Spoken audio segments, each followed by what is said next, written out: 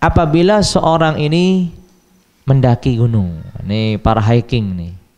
Nih saya sering kali tegur para santri yang naik gunung. Saya bilang seorang muslim itu dalam pepergiannya ataupun dalam tinggalnya harus mengetahui hukum-hukum yang akan dilaluinya.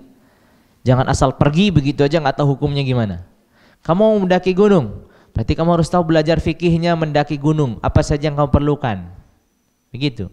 Karena terkadang ini tadi bertanya, dia membawa air, tapi airnya ini cukup untuk minum, ya kan? Airnya hanya cukup untuk minum, dan di sana ada debu, bisa bertayamum. Kalau begini mudah.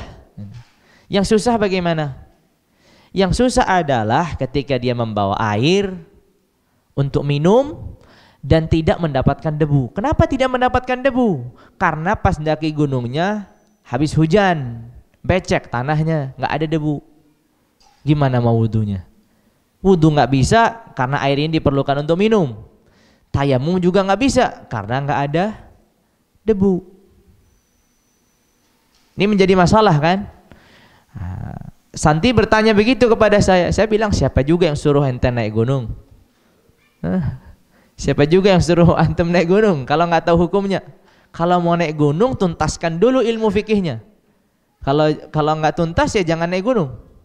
Semua segala sesuatu kita mau mengadakan rihlah kemana, kita harus tahu perjalanan safar ini hukumnya seperti apa, qasar, jamak dan seterusnya.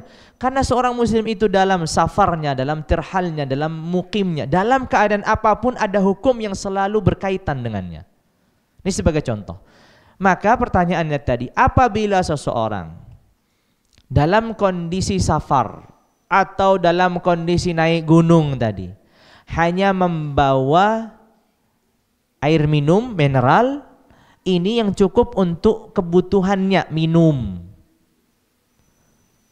atau kebutuhan juga kawan-kawannya untuk minum, tapi tidak cukup kalau digunakan untuk wudu dan di sana ada debu, maka jelas mudah air ini tetap digunakan untuk minum dan ia bertayamum, selesai masalahnya. Jelas ya, selesai masalahnya. Kalau seandainya tidak ada air, tidak ada debu, gimana?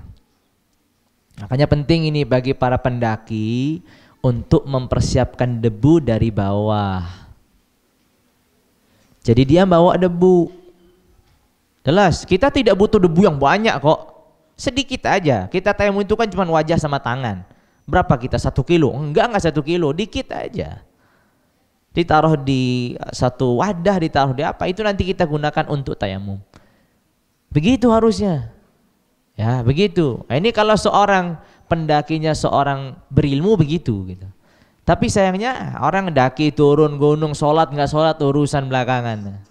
Yang penting menikmati dulu kehidupannya. Menikmati apaan?